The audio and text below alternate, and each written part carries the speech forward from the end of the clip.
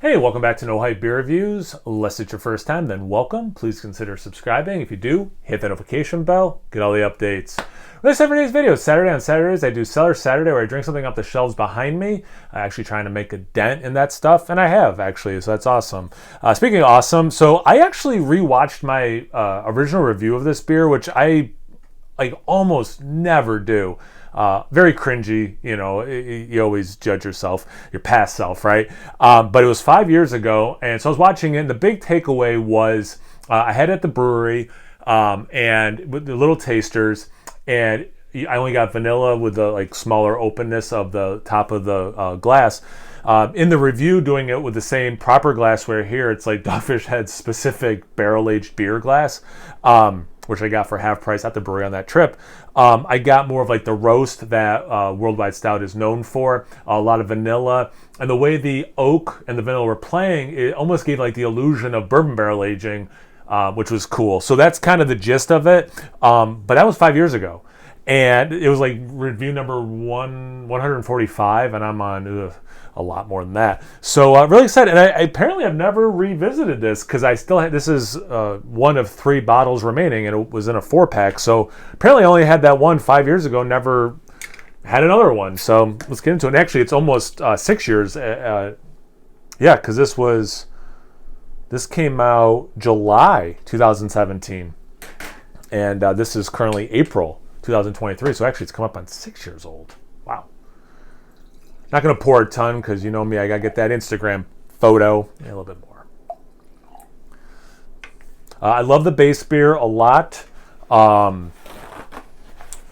This is probably 16 to 17, maybe even 18% alcohol. It's got the high ABV.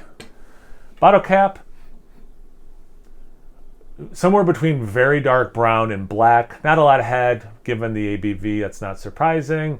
Same thing with a lack of lacing, but definitely some nice legs. I hope that's coming up on camera. Let's get into the aroma. So I'm going to go out on a limb and say I'm better at doing beer reviews at this point than I was when I recorded the original review 5-6 years ago. And that one, I mentioned that I did not get alcohol. I do smell some alcohol in the aroma, and over time, if anything, that should fade. But I got a lot of vanilla in that one, and I definitely still get a lot of vanilla. It's a very real vanilla. I've talked about this in plenty of beer reviews that feature vanilla. There's vanilla bean vanilla, and then there is just vanilla frosting. And sometimes you get both, which is cool, because I like both. But this is definitely more vanilla bean. Some roast, some chocolate. You do get a woodiness.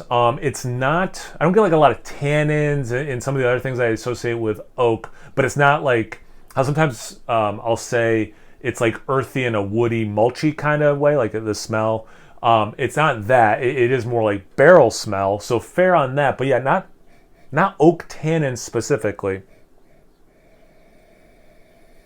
There's a nice blueberry mixing with that vanilla.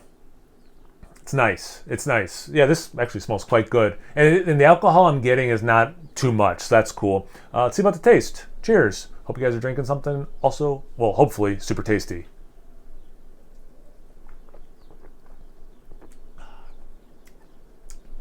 Yeah, I'm fine with this. Wow. Kind of wish I had one maybe 2 or 3 years ago to see that evolution better than just rewatching an old review of it having a pretty large, time jump in real life. Warmth in the chest. Not really too much alcohol in the taste, so that's cool, but definitely a nice warming in the chest. It happens to be kind of a dreary, rainy day right now, so this is kind of a perfect beer for that. Chocolate, good level of roast. Still vanilla kicking. Based on how much vanilla I was talking about in the original review, I'm going to say that faded some, which makes sense. I mean, adjuncts fade over time. It's definitely a cohesive experience. You get some pops of flavor, but they're pretty well melded together, which is cool.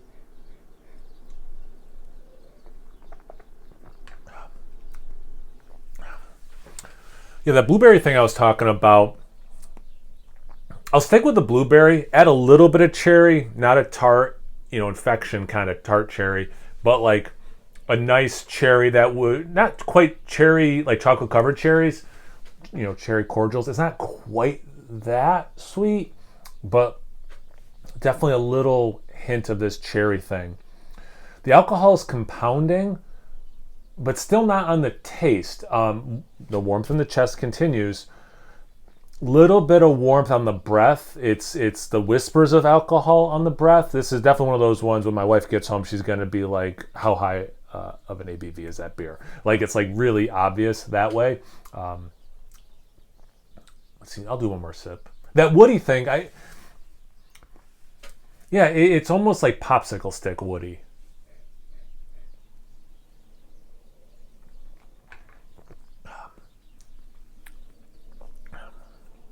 The chocolate is more like cacao powder, cocoa powder. But you know what I am? I'm glad to do one more sip. There's a cool confectionery sugar thing, which I like. I like sweet things, so I like that. And then, like, just when you think maybe it's going to start getting too sweet, I get that alcohol breath out with the finish. Still, as I'm talking. In an interesting way, brings some balance to this beer. I mean, if you've messed around with Worldwide Stout, you know these are big, hefty alcohol beers. They're boozy, and time does them well. And I would agree with that. And in any alcohol breath is still kind of working with everything else in the aftertaste. It's pretty cool. I like this quite a bit. And I'm glad I still have two more because, like I said, even the vanilla is holding up pretty well. I think it's faded some, but it's still holding up pretty well. So, I like me some vanilla because I am the Vanilla Police. All right, have you guys had this beer before? Have you had just regular Worldwide Stout? Have you had any of their variants? Have you had anything from Dogfish Head lately? I don't know. What's getting you guys excited? What are you drinking right now? Are you digging into your cellar? Anything, everything, comment section below. Let's get a conversation going. Once you're done doing that, make sure you check me out on Instagram and Untapped. It's No Hype Beer Reviews at both those places. So please like, comment, subscribe, and most importantly, imbibe. Cheers, everyone.